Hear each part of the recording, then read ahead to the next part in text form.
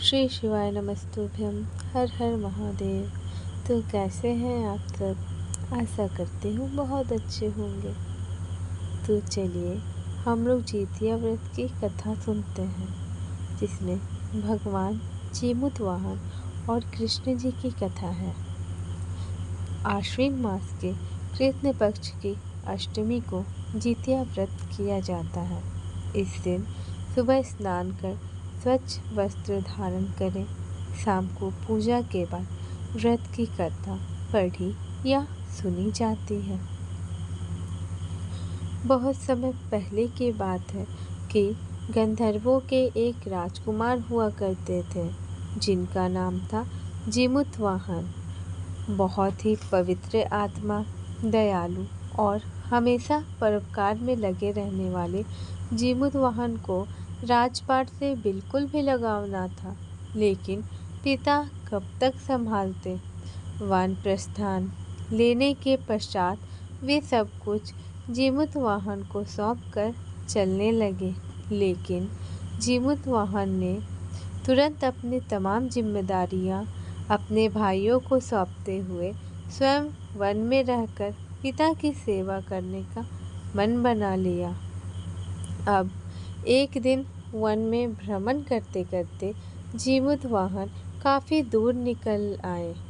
उन्होंने देखा कि एक वृद्धा काफ़ी विलाप कर रही है। जीमूत वाहन से कहा, दूसरों का दुख देखा जाता था। उन्होंने सारी बात पूछी तो वृद्धा ने बताया, मैं नागवंश की स्त्री हूँ। मुझे एक ही पुत्र है। पक्षीराज गरुड़ के कोप से मुक्ति दिलाने के लिए नागों ने यह व्यवस्था की है। वे गरुड़ को प्रतिदिन भक्षण हेतु एक युवा नाग सौंपते हैं। आज मेरे पुत्र शंखचूड़ की बलि का दिन है। आज मेरे पुत्र के जीवन पर संकट है और थोड़ी देर बाद ही मैं पुत्र विहीन हो जाऊंगी। एक स्त्री के लिए इससे बड़ा दुख क्या होगा कि उसके जीते जी उसका पुत्र ना रहे। जीमूत वाहन को यह सुनकर बड़ा दुख हुआ। उन्होंने उस वृद्धा को आश्वासन करते हुए कहा कि डरो मत, मैं तुम्हारे पुत्र के प्राणों की रक्षा करूंगा। आज उसके स्थान पर स्वयं मैं अपने आप को उसके लाल कपड़े में ढककर उस शिला पर लेट जाऊंगा, जिससे गरुड़ मुझे खा जाए और तुम्हारा पुत्र बच जाए। इतना कहकर जीमूत वाहन ने शंखचूड़ के हाथ से लाल कपड़ा ले लिया और वे उसे लपेटकर गरुड़ को बलि देने के लिए चुनी गई वध्य शिला पर लेट गए। अपने समय पर गरुड़ बड़े वेग से आए और वे लाल कपड़े में ढके जीमूत वाहन को पंजे में दबोचकर पहाड़ के शिखर पर जाकर बैठ गए। गरुड़ ने अपनी कठोर चोंच का प्रहार किया और जीमूत वाहन के शरीर से मांस का बड़ा हिस्सा नोच लिया। इसकी पीड़ा से जीमूत वाहन की आंखों से आंसू बह निकले और वह दर्द से कराहने लगे। अपने पंजे में जकड़े प्राणी की आंखों से आंसू और मुंह से कराह सुनकर गरुड़ बड़े आश्चर्य में पड़ गए, क्योंकि ऐसा पहले कभी ना हुआ था। उन्होंने जीमूत वाहन से उनका परिचय पूछा। जीमूत वाहन ने सारा किस्सा कह सुनाया कि कैसे एक स्त्री ने पुत्र की रक्षा के लिए वह अपने प्राण देने आए हैं। आप मुझे खाकर भूख शांत करें।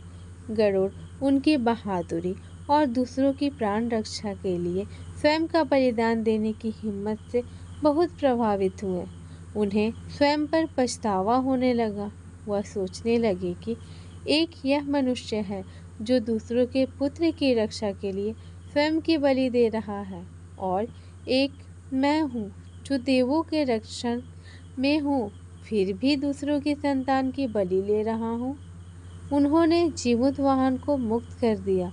गरुड़ ने कहा, हे उत्तम पुरुष, मैं तुम्हारी भावना और त्याग से बहुत प्रसन्न हुआ हूँ।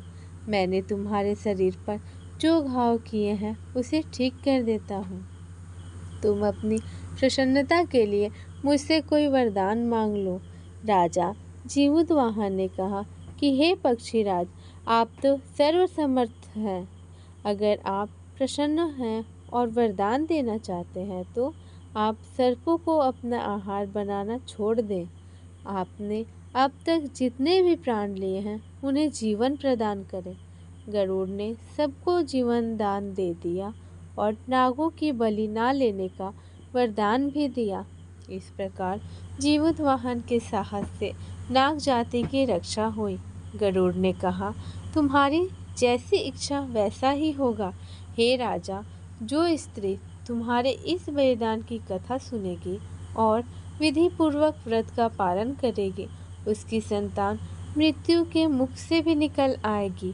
तब से ही पुत्र की रक्षा हेतु जीमूतवाहन की पूजा की प्रथा शुरू हो गई। ऐसा कहा जाता है कि यह कथा कैलाश पर्वत पर भगवान शंकर जी ने माता पार्वती जी को सुनाई थी।